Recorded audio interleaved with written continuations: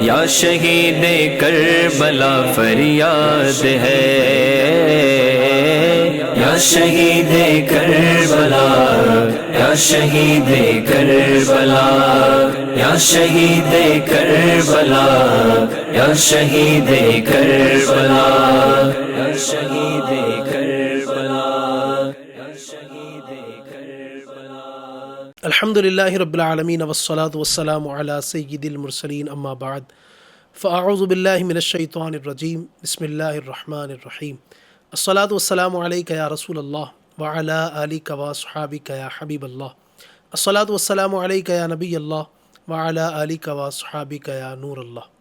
F G N channel کے ناظرین، programme ستارے کربلا کے ایک بار پھر لے کر حاضر ہوئے ہیں۔ اللہ کریم آپ کو شاد رکھے، آباد رکھے، دونوں جہاں کی ڈھیروں بھلائیاں برکتیں اللہ آپ کو بھی، مجھے بھی، ہم سب کو نصیب فرمائے۔ پیارے آقا صلی اللہ تعالیٰ علیہ وآلہ وسلم پر درود پاک پڑھنے کی جہاں بے شمار فضیلتیں اور بہاریں ہیں، وہیں پر اگر بندہ درود پاک نہ پڑھے، درود پاک پڑھنا جہاں پر ضروری ہے اور وہاں پر نہیں پڑھتا ہے، اس کی وعیدیں بھی ہیں۔ جیسا کہ میرے آقا صلی اللہ علیہ وآلہ وسلم ارشاد فرماتے ہیں، اس شخص کی ناک خاک آلود ہو جس کے پاس میرا ذکر ہو اور وہ مجھ پر درود پاک نہ پڑھے۔ صلو علی الحبیب صلی اللہ تعالی علی محمد وعلی آلہ وصحبہ وبارک وسلم۔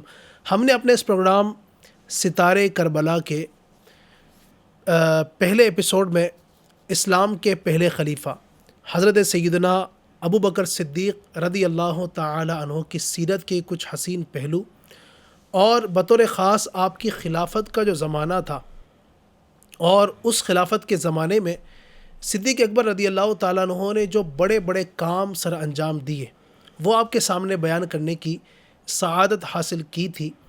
اور جیسا کہ ہم نے آپ کو پہلے ایپیسوڈ میں ہی یہ بات بھی واضح طور پر بتائی کہ کربلا کا جو واقعہ ہے، وہ جو رونما ہوا، اس کے پیچھے کیا کیا معاملہ تھا، اور یہ خلافت کا معاملہ جو چلا، اور جو خلافت راشدہ تھی، نبی پاک نے جس کی بشارت دی تھی، اس کے بعد پھر یہ سلسلہ چلتے چلتے آگے حکومت جب یزید کے ہاتھوں میں آئی تو اس بدبخت نے اس کا کس انداز سے غلط استعمال کیا اور نبی پاک کی آل کو بھوکا پیاسا رکھ کر میدان کربلا میں شہید کیا گیا۔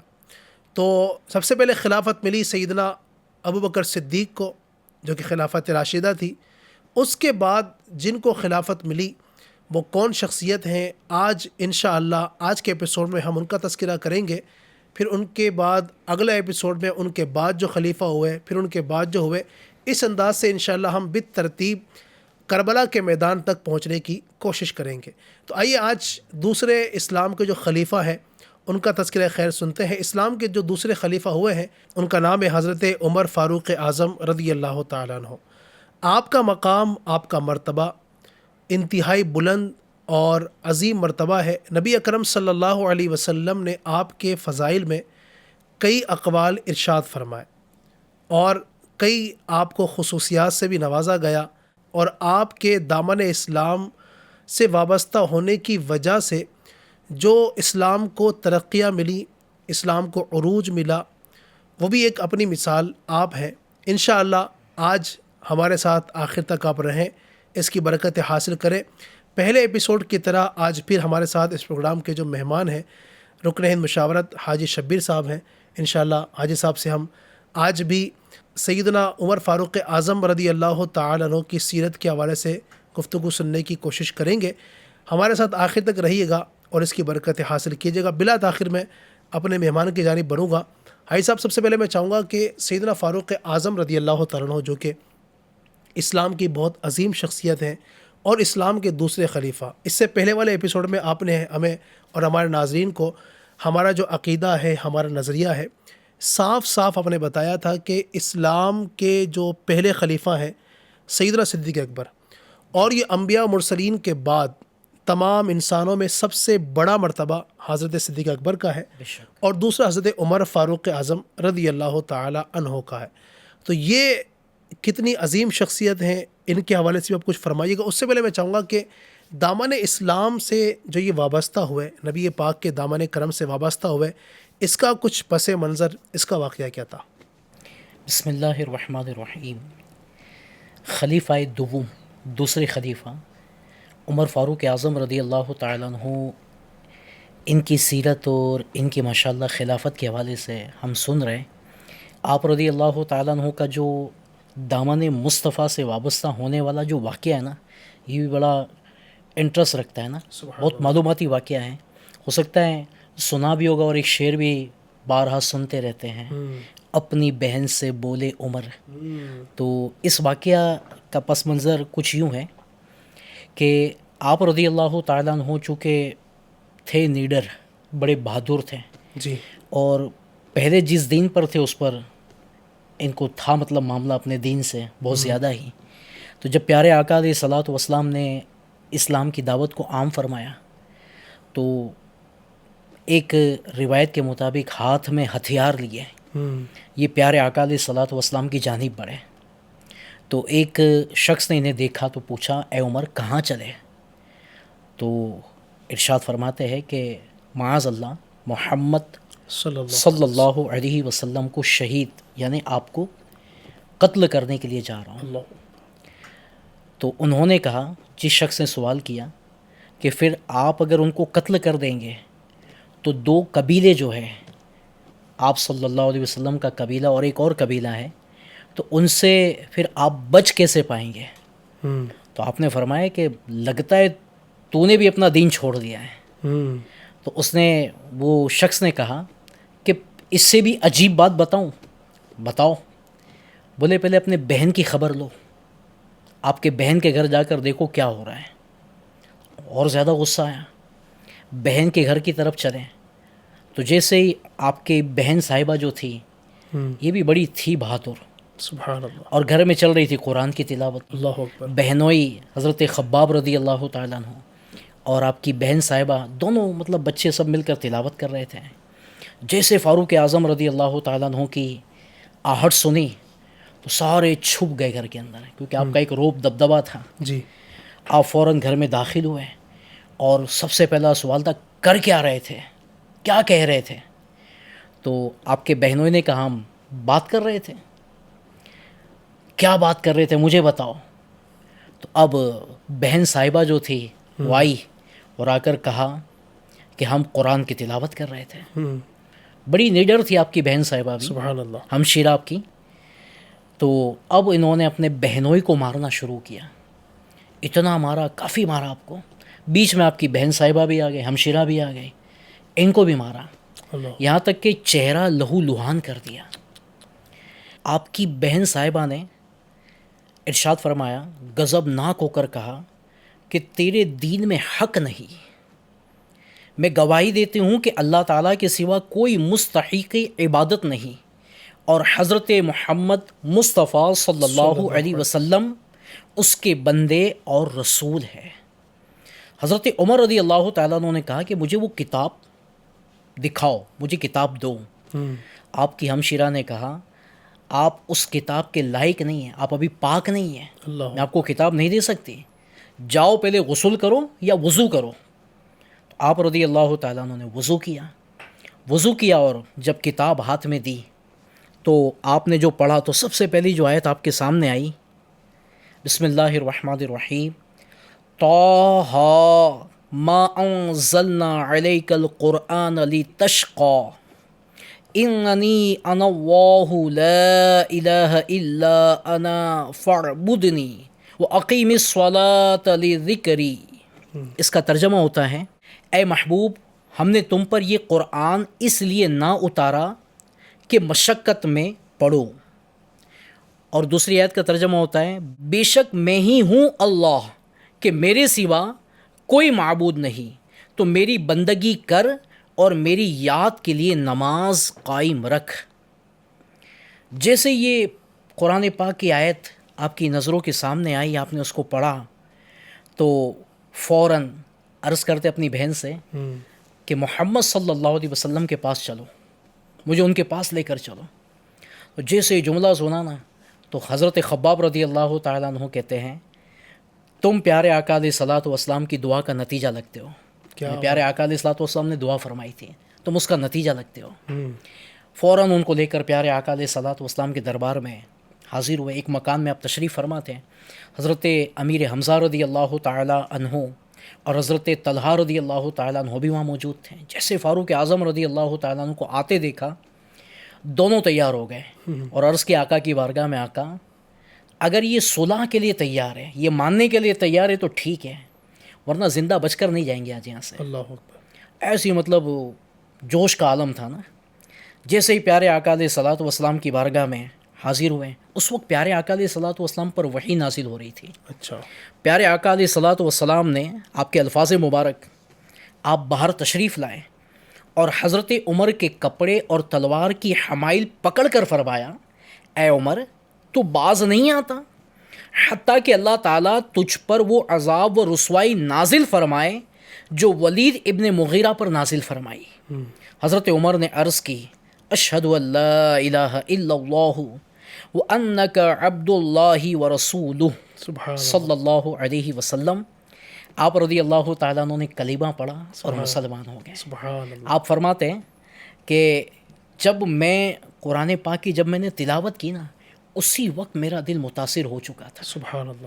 کہ قریش کی بد نصیبی کہ وہ اتنی پیاری اور پاکیزہ کتاب سے بھاگتے ہیں. اور پھر جب پیارے آقا علیہ الصلوۃ والسلام کی بارگاہ میں حاضر ہوئے اور ماشاءاللہ دامن مصطفیٰ سے سبحان اللہ. وابستہ ہو گئے، اور آپ کے بارے میں یہاں تک آتا ہے جیسے ہی اسلام قبول کیا، دامن مصطفیٰ سے وابستہ ہوئے، عرض کی آقا ہم چھپ کر اللہ کی عبادت کیوں کرتے ہیں؟ ہاں. ہم کیوں ظاہر میں اللہ کی عبادت نہیں کرتے؟ اس بارے میں آتا ہے کہ حضرت امیر حمزہ رضی اللہ تعالیٰ عنہ اور فاروق اعظم رضی اللہ تعالیٰ عنہ، دو صفیں بنی. دونوں صفوں میں سب سے پہلے یہ تھے، کیا بات. ایک میں امیر حمزہ رضی اللہ تعالیٰ عنہ، دوسرے میں فاروق اعظم رضی اللہ تعالیٰ عنہ. صف بند کر کے خانہ کعبہ کے سمت پہنچے اور علل اعلان، حالانکہ قوم کے سردار موجود تھے مگر آپ نے کوئی کچھ نہیں بول سکا، آپ نے علل اعلان وہاں پر نماز ادا فرمائی. سبحان اللہ. نے آپ کے دامن مصطفیٰ سے وابستہ ہوتے ہی یوں کہہ لیجئے کہ علل اعلان نماز پڑھنا یہ آسان ہو گیا. سبحان اللہ. اور آپ کے بارے میں تو آتا ہے کہ آپ پیارے آقا علیہ الصلوۃ والسلام کی دعا کا ثمرہ ہیں. پیارے آقا علیہ الصلوۃ والسلام نے اللہ پاک کی بارگاہ میں دعا فرمائی تھی نا کہ یا اللہ حضرت عمر خطاب یا ابو جہل بن ہشام کے ذریعے اسلام کو تقویت عطا فرما، یا ایک روایت میں یہ بھی ہے کہ جو ان میں تجھے پیارا ہے کیا بات. اس کے ذریعے تو اسلام کو طاقت عطا فرما. تو آپ رضی اللہ تعالیٰ عنہ کے حق میں پیارے آقا علیہ الصلوۃ والسلام کی دعا قبول ہوئی سبحان اللہ. اور آپ الحمدللہ یوں دامن مصطفیٰ سے وابستہ ہو گئے. سبحان اللہ. سبحان اللہ. جی ناظرین، بڑا ہی پیارا ایمان افروز واقعہ.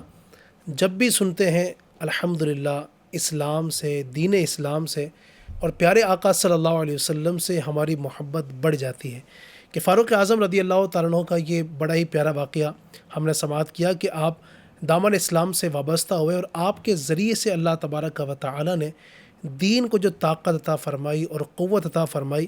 آپ کی خلافت کی تو بات الگ ہے، یعنی آپ کی خلافت جب آئی آپ کے ہاتھ میں تو اس وقت جو دین کو تقویت ملی وہ بات تو الگ ہے ہی.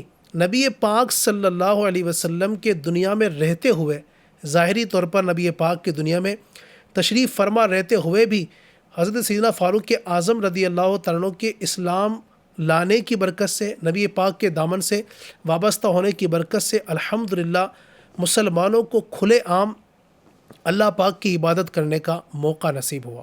سبحان اللہ. علی بھائی، جی. فاروق کا مطلب جو بیان کیا جاتا ہے نا، فرق کرنے والا، یہ لقب بھی پیارے آقا نے عطا فرمایا. سبحان اللہ. جیسا آپ نے اسلام قبول کیا نا، دو میں فرق ہو گیا نا، مسلمانوں میں اور غیروں میں فرق ہو گیا. سبحان اللہ. آپ کو لقب پیارے آقا نے فاروق کا عطا فرمایا. فاروق عطا فرمایا. اور اتنے خوش تھے پیارے آقا علیہ الصلوۃ والسلام آپ کے ایمان لانے پر کہ ایک روایت میں تو یہاں تک آتا ہے کہ پیارے آقا علیہ الصلوۃ والسلام کی بارگاہ میں جبریل امین علیہ السلام حاضر ہوئے اور عرض کی آقا اس وقت اب اہل آسمان حضرت عمر رضی اللہ تعالیٰ عنہ کے اسلام کی خوشیاں منا رہے ہیں. سبحان اللہ. یعنی اہل آسمان کے لوگ جو تھے وہ آپ کے اسلام لانے کی وجہ سے خوش ہو رہے تھے. پیارے آقا علیہ الصلوۃ والسلام کو بھی بڑی خوشی ہوئی تھی آپ کے اسلام لانے سے. سبحان اللہ. سبحان اللہ. کیا بات ہے ان کی. اللہ تبارک و تعالیٰ کا فیضان ہمیں خوب نصیب فرمائے. اب آئیے بات کرتے ہیں ہم عمر فاروق اعظم رضی اللہ تعالیٰ عنہ کے مزید کچھ فضائل، آپ کے کمالات، نبی پاک صلی اللہ علیہ وآلہ وسلم کی بارگاہ سے آپ کو جو مراتب ملے، نبی پاک علیہ الصلاۃ والسلام نے جو آپ کو کمالات عطا فرمائے، اللہ تبارک و تعالیٰ کے محبوب صلی اللہ علیہ وسلم کی صحبت کی برکت سے جو آپ کو فضائل ملے، جو آپ کو خصوصیات ملی ہیں، آئیے انشاءاللہ وہ بھی سننے کی سعادت حاصل کرتے ہیں. جی سب کیا فرمائیں گے؟ آپ رضی اللہ تعالیٰ عنہ کے فضائل تو بے شمار ہیں. جی بے شمار آپ کے فضائل پر احادیث مبارکہ ماشاءاللہ موجود ہیں. فاروق اعظم رضی اللہ تعالیٰ عنہ کے بارے میں تو پیارے آقا علیہ الصلوۃ والسلام یہاں تک ارشاد فرماتے ہیں کہ اگر میرے بعد کوئی نبی ہوتا تو وہ فاروق ہوتے ہیں. اللہ اکبر. کتنی اس سے آپ کے مرتبے کی معلومات ملتی ہیں کہ اللہ پاک نے کتنا بڑا مرتبہ عطا فرمایا کہ اگر میرے بعد، کیونکہ پیارے آقا علیہ الصلوۃ والسلام کے بعد اب کوئی نبی دنیا میں آنے والے بے شک نہیں ہے، مگر ایک کہتے ہیں نا، ایک کمپیریزن، ایک فضائل بیان کرنے کے طور پر کہ پیارے آقا علیہ الصلوۃ والسلام نے ارشاد فرمایا کہ میرے بعد اگر کوئی نبی ہوتا تو وہ فاروق ہوتے ہیں. سبحان اللہ. اور اس کے علاوہ بھی پیارے آقا علیہ الصلوۃ والسلام نے آپ کی کئی فضیلتیں ماشاءاللہ بیان کی. ایک حدیث پاک میں ہے، حضرت ابو سعید خدری رضی اللہ تعالیٰ عنہ سے روایت ہے کہ پیارے آقا علیہ الصلوۃ والسلام نے فرمایا، جس نے عمر رضی اللہ تعالیٰ عنہ سے بغض رکھا اس نے مجھ سے بغض رکھا، اور جس نے عمر رضی اللہ تعالیٰ عنہ کو محبوب رکھا اس نے مجھے محبوب رکھا. سبحان اللہ. نے پیارے آقا علیہ الصلوۃ والسلام نے اپنی طرف نسبت کر کے فرمایا نا کہ جس نے عمر سے بغض رکھا اس نے مجھ سے بغض رکھا، اللہ اکبر. اور جس نے ان سے محبت کی محبوب رکھا اس نے مجھ سے محبت کی، یعنی مجھے محبوب رکھا.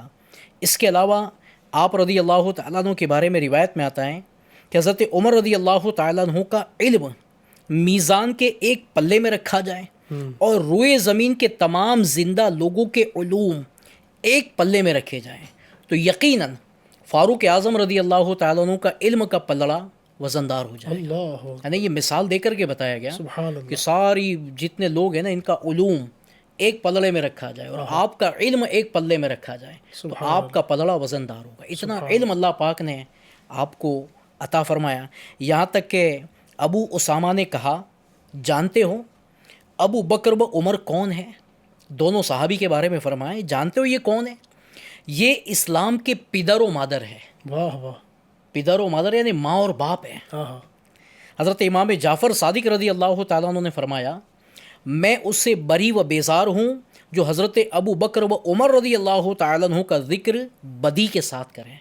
جن کے نام کی ہم فاتحہ کرتے، جن کے نام کی محبت ہم الحمدللہ جتاتے ہیں، تو یہ جعفر صادق رضی اللہ تعالیٰ عنہ فرماتے ہیں کہ جو ان کا ذکر بدی کے ساتھ کرے اس کے ساتھ میرا کوئی لینا دینا نہیں. اللہ. تو واقعی اللہ پاک نے ان کو بے شمار فضائل اور برکتیں عطا فرمائی تھی. کیا یہ فضیلت کم ہے کہ یہ اللہ پاک کے آخری نبی صلی اللہ علیہ وسلم کے صحابی ہے؟ سبحان اللہ. آپ کے لیے پیارے آقا علیہ الصلوۃ والسلام نے دعا فرمائی. آپ رضی اللہ تعالیٰ عنہ کو اسلام کی بہت بڑی خدمت کرنے کا الحمدللہ پیارے آقا علیہ الصلوۃ والسلام کے صدقے میں موقع ملا. سبحان اللہ. اور آپ رضی اللہ تعالیٰ عنہ کو کا جو ایک لقب ہے وہ مراد مصطفیٰ بھی ہے، مراد رسول، کہ نبی پاک علیہ الصلوۃ والسلام کی مراد ہے. بے شک نبی پاک نے دعا کی نا، ابھی آپ نے جو دعا سنی کہ اللہ تبارک و تعالیٰ جو تجھے زیادہ محبوب ہے ان دونوں میں سے، تو اس کے ذریعے سے اسلام کو قوت عطا فرما. تو نبی پاک چاہتے تھے، نبی پاک کی مراد تھی کہ عمر جو ہے وہ ہمارے دامن سے وابستہ ہو جائے، اور اللہ تبارک و تعالیٰ نے آپ کو آپ کی یہ مراد عطا فرما دی. ماشاءاللہ. اور الحمدللہ اس طرح آپ کی وجہ سے دین اسلام کو وہ تقویت ملی. الحمدللہ اللہ پاک ہمیں ان کا فیضان نصیب فرمائے. آمین. اور آپ رضی اللہ تعالیٰ عنہ اتنی سارے صفات کے ساتھ ساتھ با کرامت صحابی ہیں. جی ہاں، آپ کی کرامتیں بھی مشہور ہیں کہ جن کو سن کر مزید ان سے محبت میں اضافہ ہو جاتا ہے. کچھ کرامات بھی انشاءاللہ ہم بطور برکت اپنے پروگرام میں شامل کریں گے. میں چاہوں گا کہ حاجی صاحب کچھ کرامتیں بھی اگر آپ ذکر فرمائیں. آپ کی کرامت تو بڑی مشہور ہے. جی. ایسے کئی کرامتیں ہیں. ایک کرامت بارہا علماء اہل سنت سے ہم سنتے رہتے بیانات میں کہ ایک مرتبہ ایک لشکر جی راہ خدا میں گیا ہوا تھا. اس موقع پر اس لشکر کو بڑی آزمائش ہوئی تھی. یعنی قریب تھا کہ لاس ہو جاتا، شکست ہو جاتی. آپ رضی اللہ تعالیٰ عنہ خطبہ ارشاد فرما رہے تھے. حالانکہ آپ تھے مدینے میں، اور وہ لشکر جو تھا نہاوند میں تھا، دوسرے جگہ پر تھا. صحابہ کرام بھی موجود تھے، خطبہ جاری تھا. دوران خطبہ آپ نے فرمایا یا ساریت الجبل، اور یہ 3 مرتبہ ارشاد فرمایا. اچھا. اب لوگ تشویش میں کہ خطبہ جاری ہے یا ساریت الجبل، یہ بیچ میں کیوں فرمایا گیا؟ جب خطبے سے فارغ ہوئے تو آپ سے پوچھا گیا کہ یہ آپ نے جو جملہ فرمایا اس کی وجہ کیا ہے؟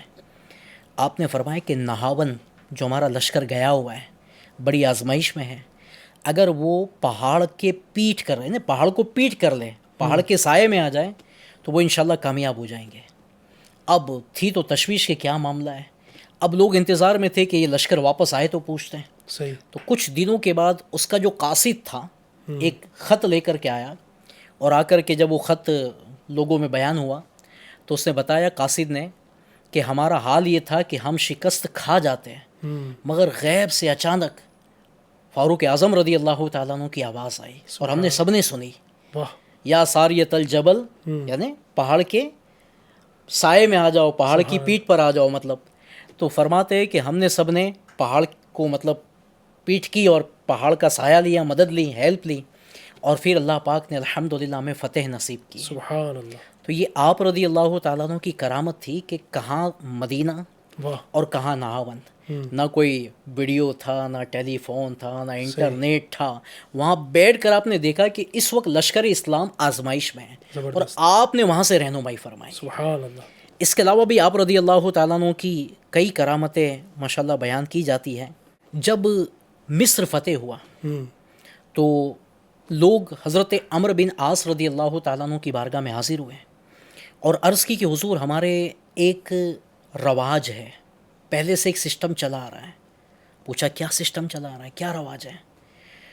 تو کہا کہ اس مہینے کی 11 تاریخ کو دریائے نیل کے اندر ایک، جس کو بولتے ہیں نا گجراتی میں پرتھا، ایک رسم چلی آ رہی ہے. رسم یہ ہے کہ 11 تاریخ کو ایک کنواری لڑکی کو اس کے والد سے اجازت لے کر بنا سنوار کر کے اس کو دریائے نیل میں ڈالا جاتا ہے. یعنی اس کی یوں کہہ لیجئے بلی چڑھائی جاتی ہے کہ قربانی دی جاتی ہے. اگر یہ نہ کیا جائے تو دریائے نیل کا پانی چلا جاتا ہے، کم ہو جاتا ہے. آپ رضی اللہ تعالیٰ عنہ نے کہا کہ ایسا تو نہیں ہو سکتا، ایسا تو اسلام میں کوئی کانسیپٹ ہے ہی نہیں، اس طرح کی چیزیں تو اسلام میں نہیں ہیں. اب ہوا ایسا کہ یہ سسٹم نہیں کرنے دیا، آپ نے منع کر دیا. ہوا یہ کہ پانی کم ہوتا چلا گیا. تشویش تو ہوئی کہ یہ جو کہہ رہے تھے وہ ہو رہا ہے. آپ نے فاروق اعظم رضی اللہ تعالیٰ عنہ کو لیٹر لکھا، خط لکھا کہ ایسا ایسا معاملہ ہے، کیا کروں میں، میرے لیے کیا رہنمائی ہے اس کے اندر. تو آپ رضی اللہ تعالیٰ عنہ نے جواب دیا. پہلے تو حوصلہ افزائی کی، آپ نے جو کیا صحیح کیا ہے. یعنی یہ بھی سیکھنے ملا کہ بڑے جو ہوتے ہیں نا، یہ اپنے تحت آنے والوں کی حوصلہ افزائی کرتے ہیں کہ تم نے جو کیا ہے صحیح کیا ہے. اب ایک کام کرو، میں ایک خط بھیج رہا ہوں، اس کے ساتھ ایک پرچی ہے، اس کو دریائے نیل میں ڈال دینا. جب وہ پرچی کو پڑھا گیا تو کیا لکھا ہوا تھا؟ اس میں لکھا تھا فاروق اعظم رضی اللہ تعالیٰ عنہ نے، اگر تو خود جاری ہے تو نہ جاری ہو، اور اللہ تعالیٰ نے جاری فرمایا ہے تو میں اللہ واحد قہار سے درخواست کرتا ہوں کہ تجھے جاری فرما دے. سبحان اللہ. جیسے یہ پرچی اندر ڈالی گئی نا، ایک رات میں 16 گز پانی بڑھ گیا. واہ. اور اس کے بعد سے یہ جو رسم تھی یہ ہمیشہ کے لیے سبحان اللہ ختم ہو گئی. تو یوں اللہ پاک نے الحمدللہ آپ کو بے شمار کرامتوں سے الحمدللہ نوازا تھا. یہ شان ہے ان کے غلاموں کی، سرکار کا عالم کیا ہو. چاہے تو اشاروں سے اپنے کایا ہی پلٹ دے دنیا کی. یہ شان ہے خدمت گاروں کی، سرکار کا عالم کیا ہوگا. تو ان کے مطلب آپ دیکھیں کہ زمین بھی ان کی تابع ہے اور دریا کا پانی بھی ان کے تابع ہو جاتا ہے، جو نبی پاک کے سچے غلام ہو جاتے ہیں. سبحان اللہ، کیا شان ہے. فاروق اعظم رضی اللہ تعالیٰ عنہ کی کرامتیں بھی اتنی زیادہ ماشاءاللہ بیان کی جاتی ہیں. اور سیدنا فاروق اعظم رضی اللہ تعالیٰ عنہ چونکہ ایک اپنے وقت کے عظیم خلیفہ ہیں، آپ کی خلافت کا بھی انشاءاللہ ہم یہاں پہ ذکر کرتے ہیں کہ آپ رضی اللہ تعالیٰ عنہ جب خلیفہ بنے تو آپ کی وجہ سے اللہ تبارک و تعالیٰ نے خلافت کے بعد جو دین کو تقویت پہنچی اور کیا کیا آپ نے عظیم کارنامے انجام دیے، پھر انشاءاللہ اگلے ایپیسوڈ میں ہم ان کے بعد جو خلیفہ ہوئے ان کے احوال بیان کریں گے۔ تو بھائی صاحب میں چاہوں گا کہ بالخصوص یہاں پر آج سیدنا فاروق اعظم رضی اللہ تعالیٰ عنہ کی خلافت کا جو واقعہ ہے اور اس کے بعد کیا کیا معاملات ہوئے کچھ وہ بیان فرمائیں۔ علی بھائی، فاروق اعظم رضی اللہ تعالیٰ عنہ کی جو خلافت، یہ پیارے آقا علیہ صلاۃ والسلام کے پیارے صحابی ہیں، پہلے خلیفہ صدیق اکبر رضی اللہ تعالیٰ عنہ کا جب وصال ہوا تو آپ کا نام، یہ پیشگی آپ نے عطا فرمائی دیا تھا کہ میرے بعد یہ خلیفہ ہوں گے۔ جی تو 13 ہجری کو آپ کا وصال ہوا صدیق اکبر رضی اللہ تعالیٰ عنہ کا، اور پھر 13 ہجری میں فاروق اعظم رضی اللہ تعالیٰ عنہ کو خلافت ملی۔ صحیح آپ کی جو خلافت ہے وہ 10 سال چند ماہ رہی، صحیح اور اتنے عرصے میں آپ نے جو خلافت کی ہے نا سبحان اللہ۔ کہ اس کی مثالیں دی جاتی ہیں۔ آج بھی دنیا میں کئی غیر یہ آپ کی خلافت کی مثالیں دیتے ہیں۔ سبحان اللہ۔ یعنی ویسے ایک جملہ کہا جاتا ہے کہ شیر اور بکری ایک گھاٹ پر پانی پی لے۔ ہاں ویسے یہ آج کے دور میں تو ممکن نہیں ہے، جی مگر کہا جاتا ہے کہ وہ دور ایسا تھا، یعنی مثال کے لیے، مثالی طور پر ایک تھا کہ آپ کی جو خلافت تھی کہ شیر اور بکری ایک گھاٹ پر پانی پی لیتے تھے، یعنی سمجھانے کے لیے مثال دی جاتی ہے۔ تو آپ رضی اللہ تعالیٰ عنہ کی جو خلافت تھی نا، یہ 10 سال جو رہی، اس سے اسلام کو بہت فائدہ ملا۔ بالکل دنیا بھر میں اگر کہا جائے تو اسلام الحمدللہ اور زیادہ مضبوط ہوا، اسلام کی دعوت عام ہوئی، اور جہاں جہاں پرابلم تھی اسلام کو، ان ممالک میں الحمدللہ فتوحات ملی۔ سبحان اللہ۔ اور یہ بھی بیان کیا جاتا ہے کہ آپ کے دور میں اسلام آدھی دنیا تک پہنچ چکا تھا۔ الحمدللہ الحمدللہ آپ نے آدھی دنیا پر حکومت کی۔ آدھی دنیا پر حکومت کی۔ سبحان اللہ۔ اور آپ رضی اللہ تعالیٰ عنہ کے بارے میں تو کئی چیزیں کہ آپ کی برکت سے الحمدللہ عز و جل کئی نئی چیزیں بھی ملی، صحیح جیسا کہ دفتر وغیرہ، یہ آفیسز وغیرہ کا نظام یہ پہلے نہیں تھا، اچھا آپ کی دور حکومت میں ہوا۔ اچھا، سین ہجری یہ آپ کے دور عہد میں وجود عمل میں آیا۔ سبحان اس کے علاوہ آپ ہی نے بیت المال بنایا، صحیح بیت المال کا سلسلہ وہیں سے چل پڑا۔ آپ نے تراویح کی جماعت قائم فرمائی، سبحان اللہ۔ پہلے تراویح جماعت کے ساتھ نہ تھی، صحیح آپ نے تراویح جماعت کے ساتھ قائم فرمائی۔ اس کے علاوہ آپ ہی نے شب کے پہرے دار مقرر کیے جو رات کو پہرا دیتے تھے، اچھا یہ بھی سلسلہ آپ سے چلا۔ اس کے علاوہ بھی کئی خصوصیات ہیں، آپ کا تو حال یہ تھا، روب اور دبدبہ یہ تھا کہ آسمانوں میں فرشتے جو تھے وہ آپ کا بہت ادب و احترام کرتے ہیں، سبحان اللہ۔ اور زمین کے جو شیطان تھے وہ آپ سے بڑے ڈرتے تھے، خوف کھاتے تھے۔ یعنی کہتے ہیں جس راہ سے فاروق اعظم رضی اللہ تعالیٰ عنہ گزر جائے تو شیطان راستہ بدل دیا کرتا تھا، اتنا خوف تھا۔ اور اللہ پاک نے کہتے ہیں ایک روب، ایک دبدبہ جو عطا فرمایا تھا۔ جی آپ رضی اللہ تعالیٰ عنہ کا خوف اتنا تھا کہ بڑے بڑے سلاطین جو تھے نا وہ پانی ہو جایا کرتے تھے۔ کیا بات ہے۔ تو یوں اللہ پاک نے الحمدللہ آپ کی خلافت سے، آپ کی ذات سے اسلام کو بڑی مضبوطی عطا فرمائی، صحیح بڑے ماشاءاللہ فتوحات ملی، اور ماشاءاللہ اسلام آدھی دنیا تک الحمدللہ الحمدللہ۔ پہنچ گیا۔ سبحان اللہ۔ یہ آپ رضی اللہ تعالیٰ عنہ کی خلافت ہے۔ اچھا، یہ دیکھا جاتا ہے شبیر بھائی کہ بندہ جب اتنے بڑے منصب پر پہنچتا ہے، اتنے بڑے عہدے پر ہوتا ہے، تو کہیں نہ کہیں تکبر اس کے اندر آ جاتا ہے۔ یعنی ہم اگر آج کی بات کریں، اپنے دور کی ہم بات کرتے ہیں کہ تھوڑا سا منصب مل جاتا ہے، کچھ کرسی مل جاتی ہے، تو کہتے ہیں نا کہ کبھی کبھی وہ پاؤں زمین پر رکھتا ہے نا، وہ مطلب زمین پر پاؤں رکھنا بھی گوارا نہیں کرتا ہے۔ فاروق اعظم رضی اللہ تعالیٰ عنہ کا زہد، آپ کا تقوی، اتنے بڑے منصب پر ہونے کے باوجود بھی آپ رضی اللہ تعالیٰ عنہ کا جو ایک خاک ساری والا انداز تھا، اور یہ نہیں کہ جناب کرسی ہو، میرے آگے پیچھے جو نا خادمین ہو، میرے آگے پیچھے خدام کی لائن لگی ہو، آپ رضی اللہ تعالیٰ عنہ کی سیرت میں ایسا کچھ نہیں ملتا ہے۔ آپ رضی اللہ تعالیٰ عنہ، آپ سوچئے نا کہ آدھی دنیا، یہاں اگر کسی کو ایک محلے کی، ایک چھوٹی سی ایک گلی کی اگر کوئی ذمہ داری مل جائے تو بندہ پھولے نہیں سماتا ہے، اور وہی سمجھتا ہے کہ اب تو سب سے بڑا عہدے دار میں ہی ہوں۔ لیکن آدھی دنیا پر کسی بندے نے حکومت کی ہو، یہ کتنی بڑی بات ہو گئی۔ اب آدھی دنیا کے اندر کتنے ممالک آ چکے اور کتنا بڑا رقبہ اس بندے نے کور کر لیا، پھر بھی آپ کے تقوی اور آپ کی طہارت، آپ کا زہد کس انداز کا تھا؟ آپ کے تقوی کے بارے میں تو یہاں تک آتا ہے، جی روزانہ 11 لقمے کھاتے تھے۔ اللہ اکبر۔ 11 لقمے یہ آپ کا خوراک تھا، سبحان اللہ۔ ورنہ اتنی ساری ملکیت کا جو مالک ہوتا ہے اس کا کھانے کا انداز کیا ہوگا؟ اس کا تو دسترخوان ہی کئی سارے انواع و اقسام کے کھانوں پر مشتمل ہوتا ہے۔ اس کے علاوہ آپ کے بارے میں آتا ہے کہ آپ کا جو لباس مبارک تھا نا، جی آپ کی قمیص مبارک میں 2 کندھوں کے درمیان 4 پیون لگے ہوئے تھے. اللہ اکبر. ہم گجراتی میں بولتے تھیگڑا لگنا، ہوں یعنی وہ پھٹ گیا، اس کے اوپر کپڑا لگا کر اس کو سل دینا. جی 4 پیون لگے ہوئے تھے. اللہ اکبر. یہاں تک یہ بھی روایت میں آتا ہے کہ شام کے ممالک جب فتح ہوئے اور آپ نے ان ممالک کو اپنے ہاتھ میں لیا ہوں تو ان کے جو لوگ تھے اس ملک کے بڑے بڑے، وہ جب آپ کی ملاقات کے لیے آنے لگے تو آپ رضی اللہ تعالیٰ عنہ شتر پر سوار تھے. تو لوگوں نے عرض کی حضور یہ سب ملنے کے لیے آ رہے ہیں، تو آج آپ تو گھوڑے پر سوار ہونے چاہیے، اعلیٰ گھوڑے پر سوار ہونے چاہیے تاکہ ان کو آپ کی شان و شوکت کا پتہ چلے. آپ نے بہت ہی پیارا جملہ فرمایا، اس خیال میں نہ رہیے، آپ فرماتے ہیں اس خیال میں نہ رہیے کام بنانے والا اور ہی ہے. سبحان اللہ. سبحان اللہ کی ذات پر توکل، بھروسہ اور عاجزی. علی بھائی ایک مرتبہ قیصر روم کا ایک قاصد میسنجر یہ مدینہ طیبہ میں آیا اور امیر المؤمنین رضی اللہ تعالیٰ عنہ کو تلاش کرتا تھا تاکہ بادشاہ کا پیغام آپ تک پہنچا دے. اب چونکہ اس نے قیصر کو دیکھا تھا، بادشاہ کو، اس کے جاہو جلال کو دیکھا تھا، جی آ کر کے لوگوں کو پوچھنے لگا کہ امیر المؤمنین کہاں ہے. تو صحابہ کرام نے بتایا کہ وہ مسجد میں ہے. جب مسجد میں آیا تو اس نے دیکھا کہ ایک شخص مسجد میں تو سوائے ایک دلک پوش کے کوئی نہیں ہے، یعنی ایک سیدھا سمپل آدمی لیٹا ہوا ہے جس کے لباس پر پیون لگے ہوئے ہیں اور اینٹ پر سر رکھ کر سویا ہوا ہے، اس کے علاوہ کوئی ہے ہی نہیں ہے.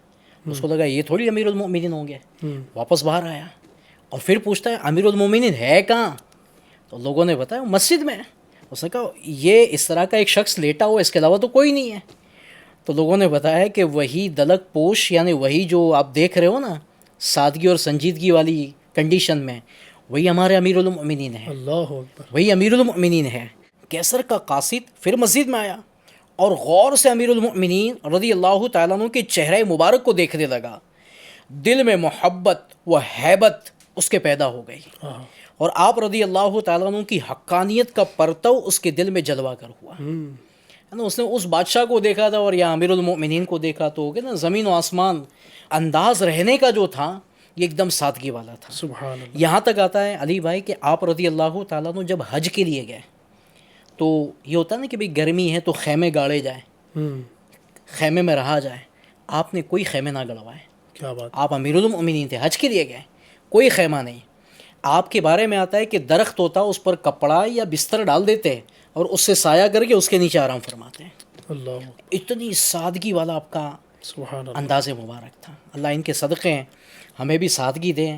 یہ کچھ عہدہ ملنا اور مال بڑھ جانا اور اس میں پھر آدمی کی جو کیفیت اور کنڈیشن چینج ہو جاتی ہے تو اللہ بچائے، تکبر کرنے سے اللہ محفوظ رکھیں. آمین. ان کا صدقہ اللہ پاک ہمیں بھی نصیب فرمائے. آپ کے بارے میں یہاں تک آتا ہے کہ آپ رضی اللہ تعالیٰ عنہ خوف خدا سے، یہ اتنا سارا ہونے ملنے کے بعد، اتنی برکتیں نعمتیں ملنے کے بعد بھی آپ کا حال یہ تھا، خوف خدا سے روتے رہتے تھے، یہاں تک کہ روتے روتے گال پر 2 نشان پڑ گئے تھے. اللہ اکبر. اللہ. یہ آپ کی کیفیت تھی. اللہ اکبر. سبحان اللہ. واہ کیا انداز تھا ان کا. کرنے والے کام کر گئے. سبحان اللہ. اور ہم باتیں ہی کرتے رہ گئے. اسلام کی حقیقت میں جنہوں نے خدمت کی ہے اسی انداز سے کی ہے کہ اپنا سب کچھ مٹا دیا اور اتنے بڑے بڑے مراتب پر فائز ہو کر بھی اپنا نام نہیں چاہا. فاروق اعظم رضی اللہ تعالیٰ عنہ آدھی دنیا پر حکومت ہے، چاہتے تو بہت کچھ آپ اپنے لیے جمع کر لیتے، لیکن آپ کی یہ سادگی، آپ کی یہ عاجزی کہ عام لوگوں کی طرح آپ کی زندگی ہے اور اتنے بڑے بادشاہ ہیں، بادشاہوں کے بادشاہ. بادشاہ تو جو ہوتا ہے وہ ایک ملک کا بادشاہ ہوتا ہے. صحیح. آپ رضی اللہ تعالیٰ عنہ تو پوری مملکت اسلامی کے بادشاہ تھے نا. آپ تو خلیفہ تھے وقت کے. کئی سارے ممالک آپ کے زیر حکومت تھے، آپ کے حکومت کے تحت آتے تھے، لیکن آپ رضی اللہ تعالیٰ عنہ کا انداز کوئی بندہ پہلی مرتبہ اگر دیکھتا تو پہچان نہیں پاتا تھا کہ آپ ہی اسلام کے خلیفہ ہیں. سبحان اللہ. اللہ پاک نے آپ کو ایسا مرتبہ عطا فرمایا. جبھی تو آپ کے زمانے کے اندر اتنی فتوحات ہوئی، آپ کی وجہ سے اتنے سارے ممالک الحمدللہ اسلام کے انڈر میں آئے اور بہت بڑا دین کا یہ کام ہوا، بہت بڑا دین کا کام ہوا. لیکن ظاہر ہے ایک وقت آیا، 10 سال تک تقریباً آپ نے حکومت کی. اس کے بعد پھر آپ کو بھی جو ہے وہ دنیا سے جانا تھا، ظاہری طور پر آپ نے پردہ فرمایا، اور پھر یہ معاملہ صدیق اکبر کے بعد فاروق اعظم کے بعد اسلام کے جو تیسرے خلیفہ ہوئے حضرت عثمان غنی رضی اللہ تعالی عنہ تک پہنچا۔ انہوں نے کتنے سال حکومت کی، ان کے دور خلافت میں کیا کیا کارنامے انجام پائے، ان کے وقت میں کیا کیا کام اسلام کے سر انجام ہوئے، انشاءاللہ یہ بھی بڑا پیارا واقعہ ہے، اس کو بھی آپ کے سامنے بیان کریں گے نیکسٹ ایپیسوڈ میں۔